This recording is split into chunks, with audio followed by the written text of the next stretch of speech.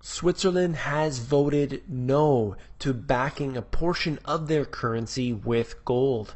And we look at this from a different light, from a different angle, and let's see what this all means and connect the dots together. So let's get into that right now. You came here for the truth. Let me unveil that for you. Out of Bloomberg, Swiss gold rejection deals blow to investors hurt by the price slump. So getting right into the first paragraph, what they said was, as Switzerland rules out that its central bank will be the next big buyer of gold, sending prices to the lowest in more than 3 weeks, one more reason for investors to be bearish.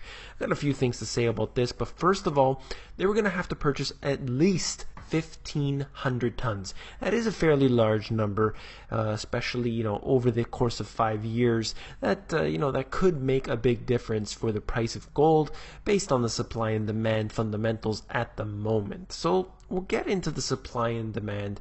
And what we need to realize is that this was 1,500 tons of physical metal. We're not talking about the rehypothecated gold, the leased out gold that's constantly occurring. We have these ETFs which are known to be fraudulent. They do not carry the gold that they say they do. So that's quite interesting when you look into more of that. GATA has a lot of information on that. I'm sure you've seen it. So essentially, they wanted to back at least 20% of their balance sheet with gold. So they didn't do this, and this could happen at some point in the future, but at this moment they've said no. But somebody who's saying a lot of different things is James or Jim Rickards, as he's known. And if you haven't read his book, it's incredible, Currency Wars. And I haven't read his latest book, The Death of Money, but I've heard good things. And essentially what he's saying is that China is moving to back their currency with gold in many ways. He's sort of suggested this, and also said something much more interesting, and this is what I like to get into, and that is the SDR. And this is the special drawing rights. It is a currency that exists today, and that is a function of the IMF. So essentially this is a digital currency that can be printed even faster than the US dollar, believe it or not. So essentially the currencies around the world are going to be backed by more fiat, and that's what they plan on doing in the future. I totally agree with Jim on this one, that's for sure. So let's get into what I wrote about in my book, and it's all connected in here. Governments of the past have debased and devalued their coinage by adding copper to their gold and silver coins. They continue the process until they contain little or none of the original metal, eventually driving people not to accept it. Our paper dollars today are debased simply by printing more money. That's what they're doing right now. So the absolute fundamentals here are that paper currency held over a long period of time is a very, very bad investment. So if we know this specifically, we need to realize, and when you couple in this information that Mr. Rickards talks about with going onto a new currency system, and our dollars are basically backed by nothing but fiat, and it's heading in a direction that's going to be worse, it looks like. So we need to own real assets. But they're saying gold is at a 3-week low. Should we purchase gold? Should we purchase silver, precious metals?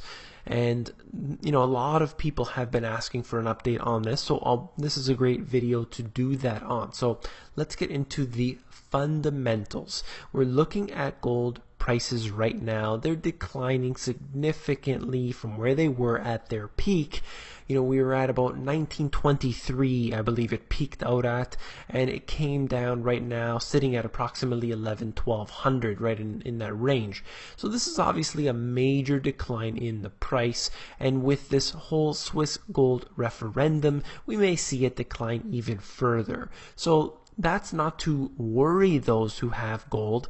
And the reason, the fundamentals here, which I'll talk about in a moment, are still valid. So This one report that you definitely need to sign up for is the World Gold Council. They send you only a few emails per year, and those emails do get into the supply and demand factors. You can really get the real hard information directly from the World Gold Council. I highly recommend reading it. And basically what you'll find out is that while the jewelry demand is up, you see things like the ETFs struggling to keep a lot of the money in there for physical demand. So when we really look into this deeper, we find out that the physical demand, physical metals, are in high demand. But then you look at the ETFs, they fluctuate rapidly. So what are we looking at when we have ETFs? These are paper. They're not real. We don't know what's in the vaults. We don't know what's been leased out by these central banks around the world. All we know is that fundamentally gold and silver are in short supply to some degree. They are a limited resource throughout the world. They do not, however, provide you passive income. They do not give you anything necessarily, but what they do is preserve wealth over long periods of time. You can give this to your children, grandchildren, and so on, and you know it's going to be worth something down the road. The concern that I have, where most people don't really like to think about, is that if you're going to put all of your eggs into one basket, as they say, you may find yourself in trouble. A lot of people believe that they can be fully diversified simply by holding both silver and gold, and that is a big concern because of this.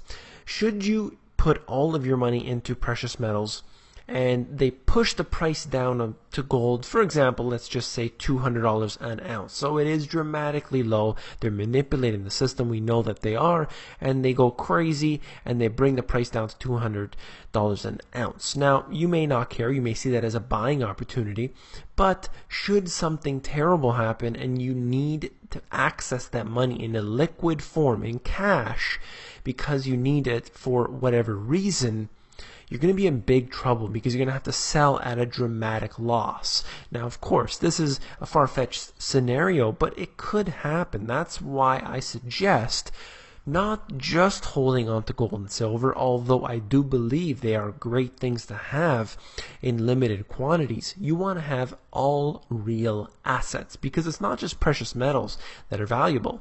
It's all real assets. Anything that gets your hands off of paper currency is going to be a good asset. And when you fully own something, so you're not having a mortgage on your home, for example, the bank doesn't own it. We need to take our money away from the banking system so that we can defund their fractional reserve banking scheme. So once again, the fundamentals for gold and silver are there. They're always there. In fact, if you look at places like China and India, you have about 1,000 tons a year each just from those two countries. And then you add up all the central banks purchasing gold around the world, you know that there is demand for it. But I do not believe that all of your money should be in just those two things. And connected in with that is this: India scraps gold import restrictions, and they have this controversial restrictions on gold imports and so on and so forth. You can read it for yourself. But essentially, this information out of the Financial Times discusses yet another reason what's happening around the world, where we see jewelry, where we see the physical demand being there, but it's not there with the ETFs. They're going to fluctuate. They could be, really decline rapidly. When you look at the futures markets, you could see gold going up and down so rapidly, but you're not looking at the physical metal. The price at which they trade, the spot price, is absolutely not a concern to anyone that holds metals. You shouldn't worry about it. You should keep it in a small quantity in many different denominations. I recommend the smaller the better, and keep it wherever you feel is safe. I would believe even geographical diversity of your precious metals is excellent to do as well, because we really don't know what's happening right now, and we don't know what the future has in store for us. So essentially, that's my view on gold at this moment. I hope that you enjoyed this video. If you found it informative, please give me a thumbs up, and don't forget to become an insider. The Insider is where I give out all my best intel for free, and that is available at themoneygps.com. You scroll down to the bottom, fill in your email address, and you get occasional emails from me with good, short, concise info.